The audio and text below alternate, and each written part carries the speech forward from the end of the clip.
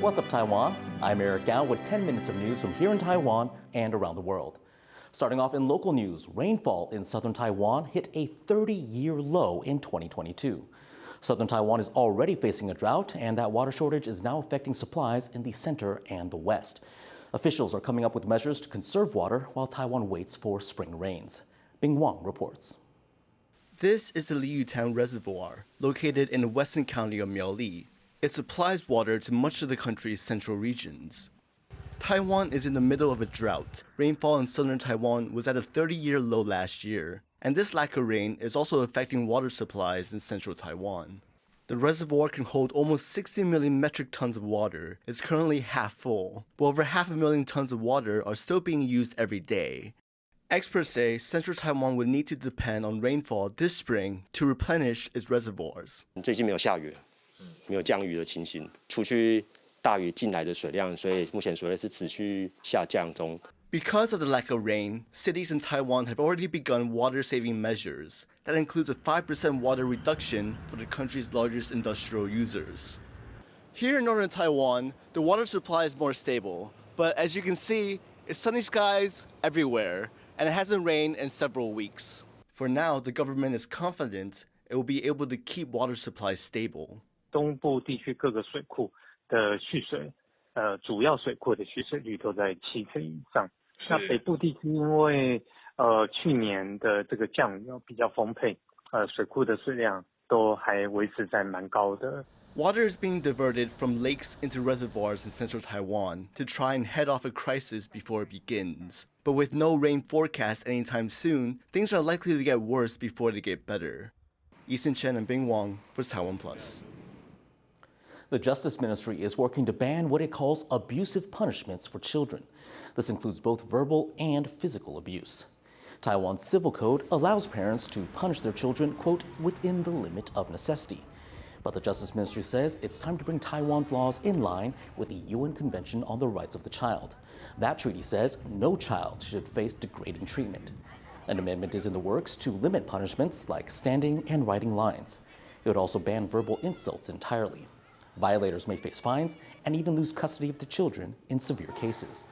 Advocates of the change say that most punishments only have a temporary effect on children's behavior. But some worry that the law may make parenting more difficult.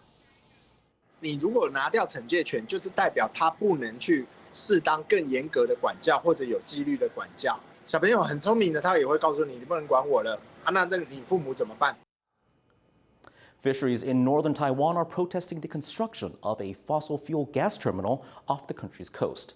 They say the project is hitting fish populations, which is impacting the workers' livelihoods. Sally Jensen reports. I want to live.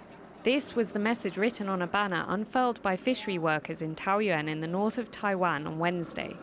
These workers are worried they will lose their livelihoods over the construction of a new gas terminal. They say the project is damaging the habitat of one of their main sources of income, the yellow croaker fish. 之前有做3年的评测，而且只是说笼统的讲说啊，都没有吸到什么鱼苗，没有渔获。我们渔民就给我们3个月就好了，不要说3年了。3个月我们实地去看他们吸取的渔获鱼苗是多少。 The gas terminal is being built by the CPC Corporation, a state-owned fossil fuel company and one of the biggest names in Taiwan's plastics industry. Taiwan is currently trying to move away from polluting fossil fuels to keep in line with international carbon emissions reductions goals. To reduce the amount of coal and oil in Taiwan's energy mix, CPC is now expanding its gas portfolio. So-called natural gas is often seen as a cleaner energy source than coal or oil as it emits less carbon dioxide. But its planet-warming methane emissions are still extremely high. 天然气它相对于燃煤是它的排放跟空污的排放，但是它毕竟还是火力发电，那还是会造成不少的排放。 This is not the first time the CPC's plans for its new gas plant have encountered backlash. In 2020, conservationists protested about its impact on nearby algal reefs. Now, fisheries workers and environmentalists alike are demanding more consultation with the developers. 你要施工啊，你要跟这些渔民团体而且这个沟通啊，种种都有明文的规定在这里。But experts say that under its new climate law, Taiwan's energy transition is likely to cause more conflicts like this. We need a lot of trust between government, developers, and local citizens. It's not always easy. There has been many protests. I expect that we will see more of that in the years to come. CPC has sent intermediaries to speak with Taoyuan's fishery workers, but so far no agreement has been reached. 工业区跟工业港开发的范围，它并没有超过民国90几年，我们已经实行过渔业权补偿的范围，全部是在它的范围之内，并没有扩大哈，所以整个渔业权的补偿，中油公司已经完成了哈。 This is not the first instance of Taiwan's big energy transition clashing with local industries.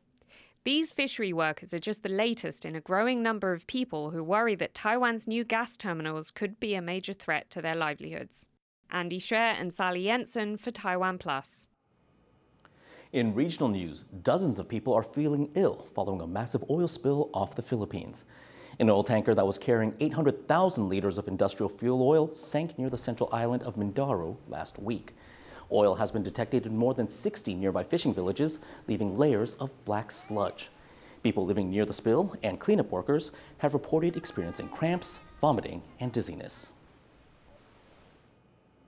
Back in Taiwan, the national baseball team lost to Panama during its first game at the 2023 World Baseball Classic being held in Taichung. Leslie Dow was there as it happened. The night started in grand fashion.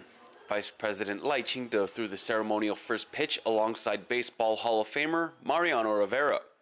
And at 7:11 p.m., starting pitcher for Team Taiwan Hu Ziwei got the game underway against underdogs Panama.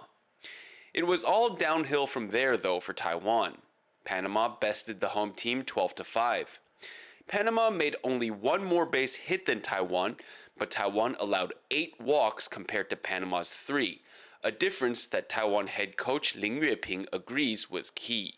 虽然安打数将近，但是我们确实是保送让堆垒之后，形成安打，成为大量失分的状态。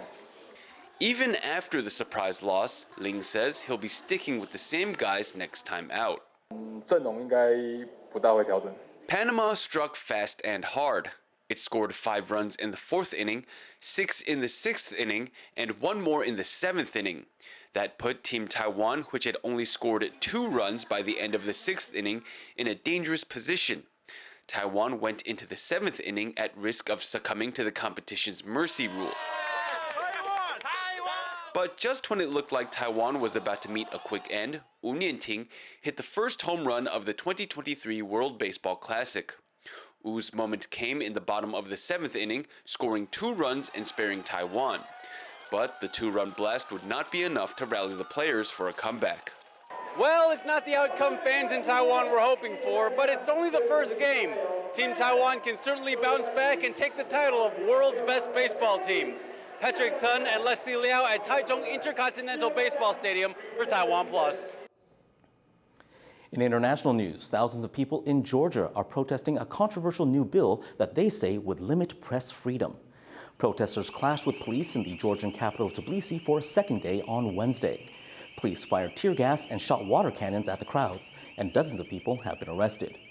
The bill was introduced by the country's ruling Georgian Dream Party. It requires any organization that receives more than 20% of its funding from abroad to register as a foreign agent. But protesters say this is modeled on a similar law in Russia. Critics say the Russian law has been used to suppress NGOs and media outlets. Thank you for watching What's Up Taiwan. Remember to download the TaiwanPlus app for more stories from Taiwan and around the world. Finally, check out these outfits being shown off at Paris Fashion Week. I'm Eric Gao. Take care and see you next time.